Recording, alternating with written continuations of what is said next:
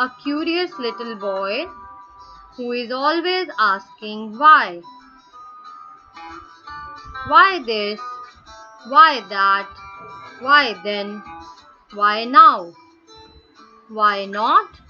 Why by the by? He wants to know why wood should swim, why lead and marble sink, why sun should shine and wind should blow, and why we eat and drink. He wants to know what makes the clouds and why they cross the sky. Why sinks the sun behind the hills and why the flowers die. Some of these whys are not too hard to answer if you will try. Others, no one ever yet has found the reason why. Hello students, welcome to my channel मेरी घर की पाठशाला. I am Anuradha and today we will recite and know the meaning of class 4th poem Why. Let's see first stanza. I know a curious little boy who is always asking why. Why this, why that, why then, why now?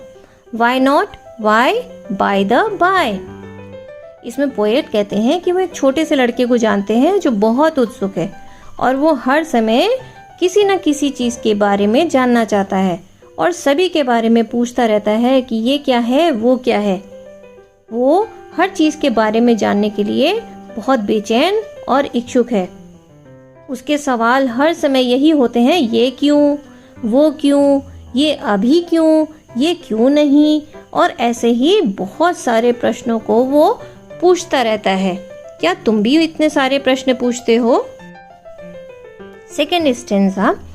He wants to know why wood should swim, why lead and marble sink, why sun should shine and wind should blow, and why we eat and drink. वो ये जानना चाहता है कि लकड़ी तैरती क्यों है जबकि मार्बल और लेड जो कि एक धातु होता है वो पानी में डूब जाता है.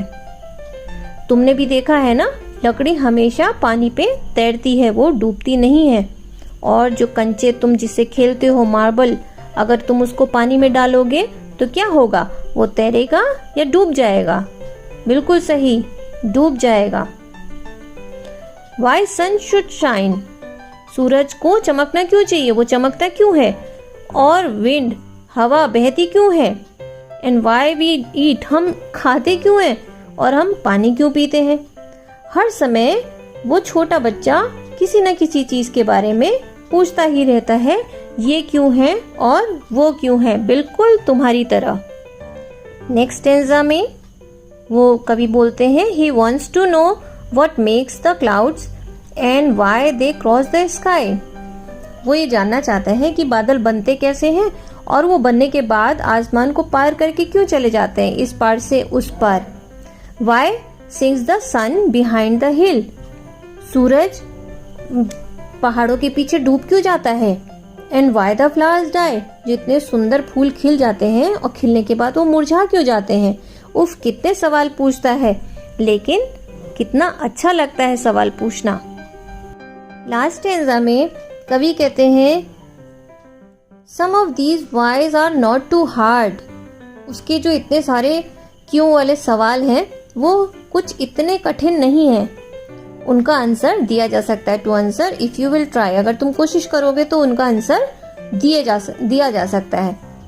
Others no one ever yet has found the reason why. पर उनमें से कुछ ऐसे सवाल हैं जिनका जवाब हमें भी नहीं मालूम, क्योंकि हमने वो ऐसे तथ्य हैं जिनको हम बस स्वीकार लेते हैं बिना ये जाने कि वो ऐसे क्यों है या फिर उनका जवाब हम ढूंढ भी नहीं सकते हैं. तो सभी बच्चे अपने आसपास होने वाली हर चीज़ और दिखने वाली हर चीज़ के बारे में जानने के लिए उत्सुक होते हैं. मुझे पता है तुम भी सब कुछ जान लेना चाहते हो और ये बहुत अच्छी बात है. और तुम्हें उनकी जानकारी लेनी भी चाहिए। सवाल पूछना हमेशा अच्छा होता है और सवालों से पता चलता है कि हम जागरूक हैं और सीखना चाहते हैं।